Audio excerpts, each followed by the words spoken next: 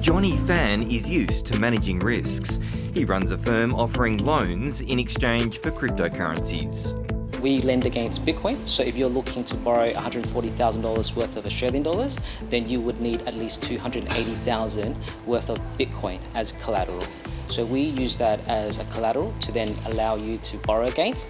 No difference to a typical bank lets you borrow against your property. The business makes money by borrowing cash at an interest rate of 11% and lends out at 15%. If the price of Bitcoin goes up during the term of the loan, the customer can borrow more money. But if it falls sharply, the borrower is asked to stump up more crypto or cash. So we understand that Bitcoin is volatile, but we don't lend against any other riskier assets.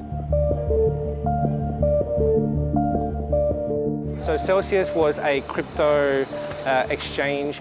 Borrowing against Bitcoin didn't go too well for crypto enthusiast Bayani Mills. In July 2022, he stumped up 1.6 Bitcoin as collateral for a $20,000 loan from US-based exchange and lender Celsius. Then the value of his Bitcoin dropped. They're asking us to stump up additional collateral, whether that be USDC, a crypto stablecoin, or more Bitcoin. But yes, they were looking to add more collateral. Celsius went bust. Bayani lost his Bitcoin and was left thousands of dollars out of pocket.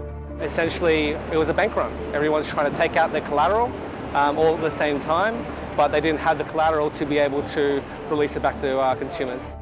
The corporate regulator, ASIC, warns the crypto securing these loans could become insufficient to cover them if its value drops quickly. There are only a handful of lenders in Australia accepting cryptocurrencies as collateral for loans. Regulators and the government are monitoring them. But here's the problem.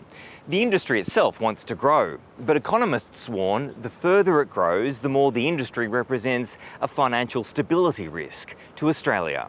In the event that there's a dramatic reversal in the value of those assets and the market for them dries up, then what history tells you what happens is that people sell what they can rather than necessarily what they should in order to get out of a sticky or illiquid position. And that's how contagion happens from what might be a small asset class of no great systemic significance on its own to assets that do matter from the perspective of financial stability as a whole. AMP's Deputy Chief Economist, Diana Musina, says that's when governments would need to step in. If lending in that particular space is seen as risky, which I think it is seen as risky because of the fundamental collateral that is undertaken in that, i.e. Bitcoin, that's sort of the problem for the government because they could potentially have to bail out households or businesses. Willing to ride the crypto roller coaster.